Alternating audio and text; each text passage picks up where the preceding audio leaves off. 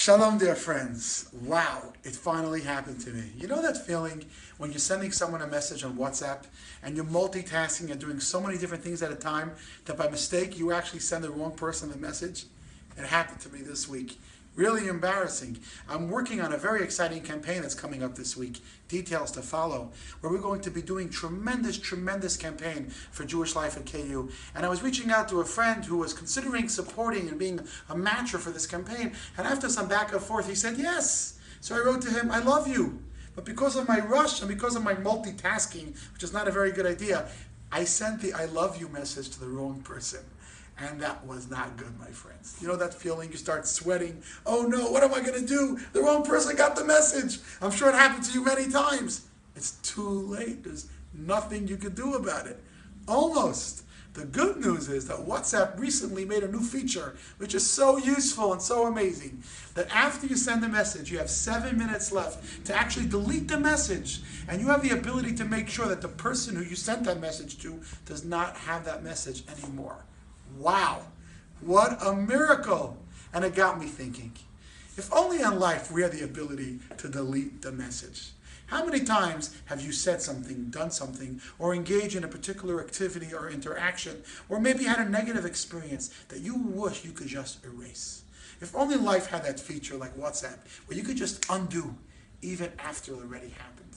My friends, I have good news for you. Today I want to share with you that this week's Torah portion reminds us that all of us have the power to actually do so. You see, we learn about Jacob. Jacob was taking a walk, and all of a sudden he encountered a man. And this man started wrestling with him. Now we know that this man was actually an angel representing his brother Esav.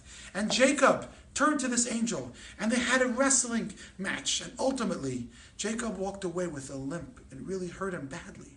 But at that moment, the angel turned to Jacob and said, I am now changing your name from Jacob to become Israel. Because Jacob means to struggle. Israel means to be victorious. You have won. But then Jacob did something remarkable. He turned to the angel and he said, I don't want me to walk away with just pain and a limp. I want you to bless me. Give me a blessing. And here is a very powerful lesson, my friends. Jacob teaches us that we have the opportunity to actually transform any negative experience into a blessing. Even after you sent a message, you could still undo it.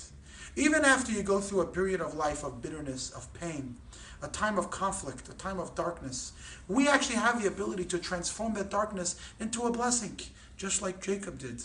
All we have to do is try to find the courage within ourselves to transform that darkness into light. And when we do so, we will see that looking back, we discover that sometimes the darkest moments of our life, the most bitter moments of our lives, can be transformed, can be deleted, can be elevated into something greater, something so much brighter, and can really bring us to a wonderful week ahead. So Shabbat Shalom, and remember, you can always delete the message.